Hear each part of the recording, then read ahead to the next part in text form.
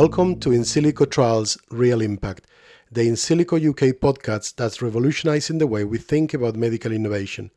I'm Professor Alejandro Frangi from the University of Manchester, and I'll be your guide through this fascinating world of in-silico technologies. In each episode, we'll dive into cutting-edge research and groundbreaking news that are shaping the future of medical product development and regulation. From computational modeling to simulated clinical trials, we are exploring how digital approaches are transforming healthcare, making it safer, more efficient, more equitable, and incredibly precise. So, whether you're a researcher, regulator, a member of the public, or a patient representative, or simply curious about the future of medicine, tune in as we unravel the complex world of in-silico methods and their real-world impact. Get ready to discover how computer-simulated trials are leading to very real breakthroughs in patient care. In-Silico Trials, Real Impact, where algorithms and data are saving lives. Let's begin. All right. So today, we're going deep into cardiac pacing. Oh, yeah. But we're going way beyond the basics. We're talking cutting-edge stuff like using the body's own electrical system, even computer models to personalize treatment. Wow. Our main source for this deep dive is a recent review from the Journal of Cardiovascular Translational Research. Okay. So get ready. Some fascinating stuff in there. I bet. This isn't like your typical pacemaker overview. Right. This paper highlights the limits of the traditional approach, which is biventricular pacing, BVP.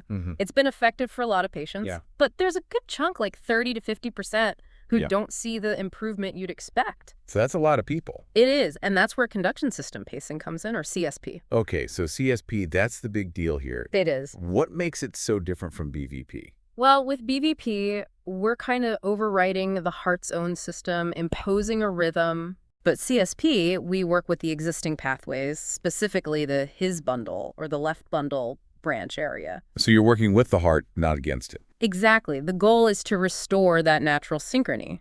Makes sense. Which could mean better long-term outcomes. So it's a more elegant approach, in a way? You could say that. But how does it actually work practically? Well, the devices are similar to traditional pacemakers. Okay. But lead placement, that's key. Ah, I see. Like with His bundle pacing, the lead goes directly in His bundle. And that's a tiny target, right? Very small and very specific within the heart.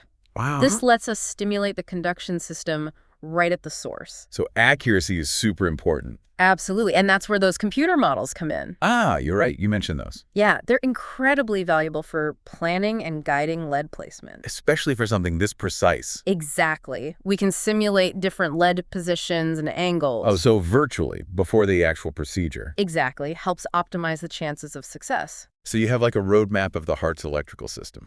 Exactly. And these models aren't just for His bundle pacing. Right. They help personalize left bundle branch area pacing too. Oh, interesting. Where the target's a bit larger, but still got to be mindful of complications. Always a balance, right? Always, between effectiveness and minimizing risks.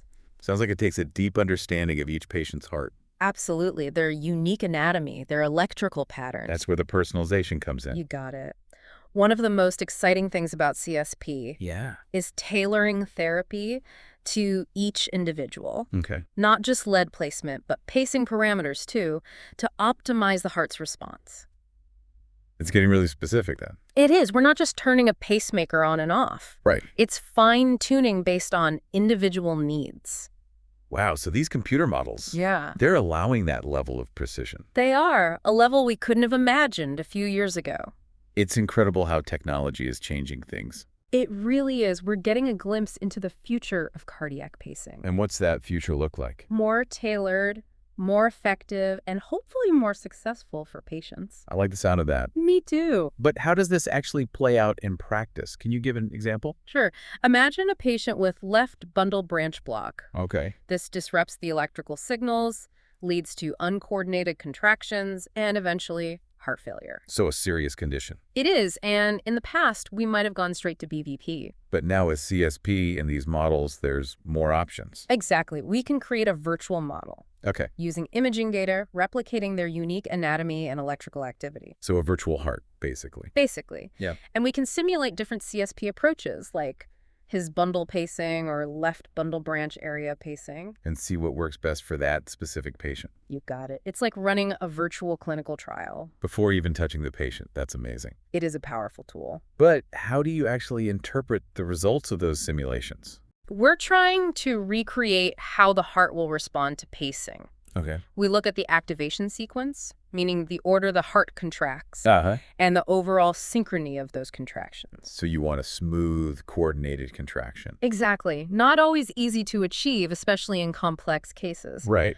But these models give us a clearer picture of what's happening electrically and mechanically. And what about translating those virtual simulations into real-world guidance during the procedure? That's where things get even cooler. Oh. Some systems integrate with imaging technology during the procedure itself. Whoa. So the cardiologist can see in real time. Yes. They see where the lead is relative to the anatomy. Yeah, how it's affecting the heart. Exactly. They can make adjustments as they go, guided by both the real-time data and the pre-procedural simulations. Like a GPS for the heart. This level of precision is a game changer. I agree. It's shifting the paradigm.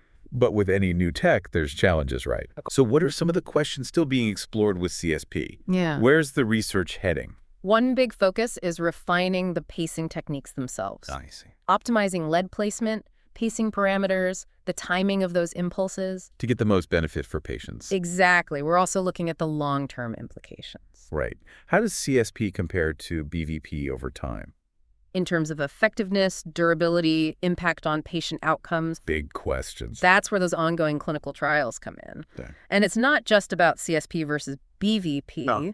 We're exploring how CSP might be combined with other therapies, like medications, or even cardiac resynchronization therapy itself. So creating even more effective strategies. Precisely, finding the best way to integrate them for each individual. It's not about replacing, it's about finding the best combination. Exactly. And that's where the computer models really shine. Ah, I see. You can simulate and test different combos. Yes, almost like virtual clinical trials. See which approach is likely to be best for a specific person. It's a remarkable advancement in cardiac care. It is. We're at the forefront of a new era in cardiac pacing. And what defines this era?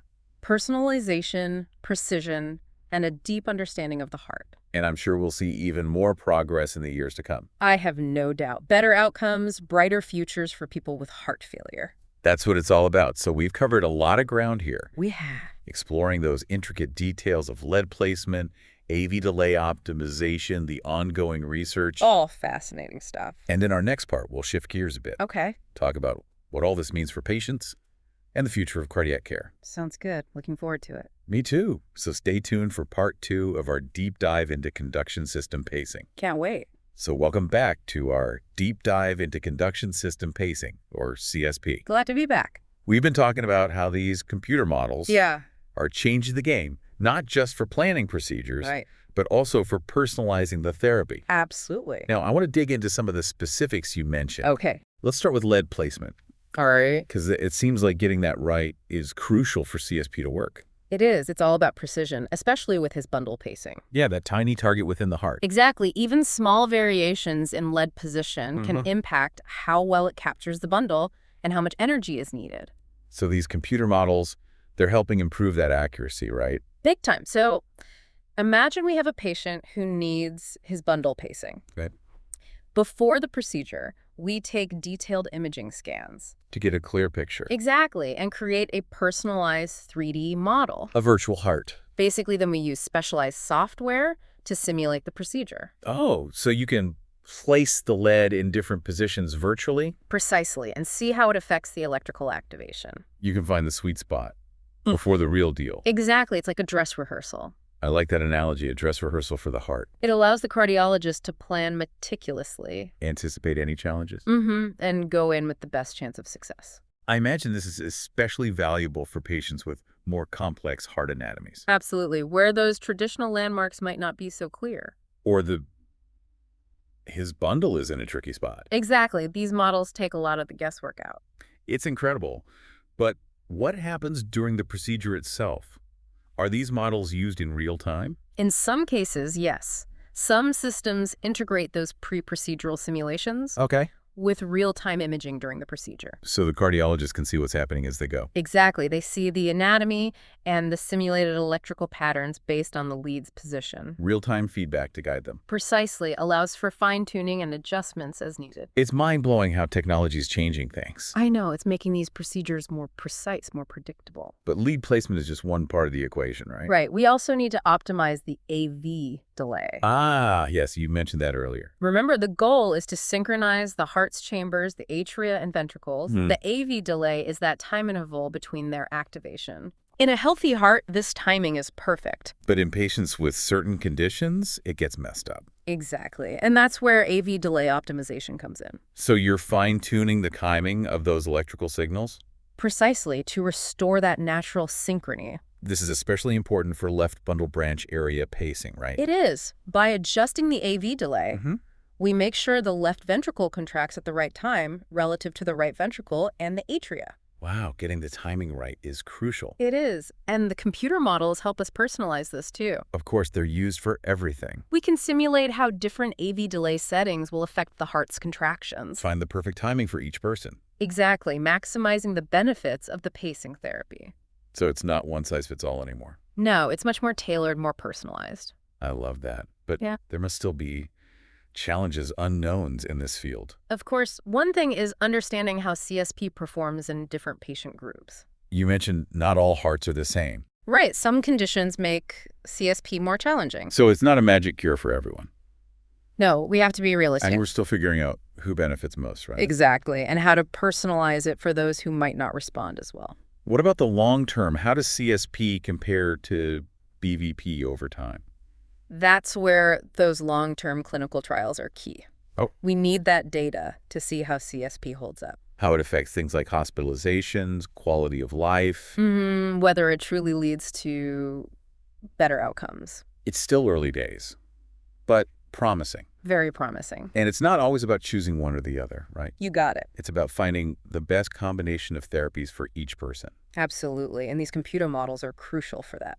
I see. They let you test different scenarios. Exactly, like running virtual clinical trials to see what's likely to work best. It's a revolution in cardiac care. It really is. We're at the cutting edge. And I'm sure we'll see even more incredible advancements. Definitely, leading to better outcomes and brighter futures for people with heart failure. That's what it's all about. So we've covered lead placement, AV delay optimization, and the ongoing research. Oh, a lot of ground. And in our final segment, I'd like to shift gears a bit. Okay. Talk about what all of this means for patients and the future of cardiac care. Sounds good. I'm looking forward to that. All right, so welcome back to the deep dive. Glad to be here. We've spent the last two parts really getting into the details of conduction system pacing, or CSP. It's been a deep dive, for sure. From those super precise lead placements to fine-tuning the AV delay, it's clear that CSP is really pushing the limits of cardiac care.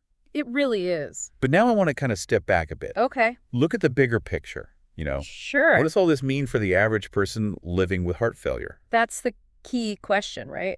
I think the biggest takeaway is that CSP represents a real change in how we approach treating heart failure. A shift in thinking. Yeah, it's not just managing symptoms anymore. It's more than that. It's about restoring the heart's natural function, improving quality of life, maybe even extending lifespan. So for patients who haven't responded well to traditional treatments, CSP offers new hope. It does, definitely. You mentioned earlier that researchers are still gathering long-term data on CSP, but from what we know so far, what kind of impact is it having on patient outcomes? Well, it's early, but the initial findings are promising. That's good to hear. Studies show CSP can improve heart function, reduce symptoms like fatigue and shortness of breath. Making a real difference. Yeah, and it might even lower the risk of hospitalization for heart failure. That's huge. And because CSP works with the heart's natural system, it may have advantages over traditional methods. In what way? Well, potentially in terms of long-term effectiveness and boosting the heart's pumping power. So it's a tech leap,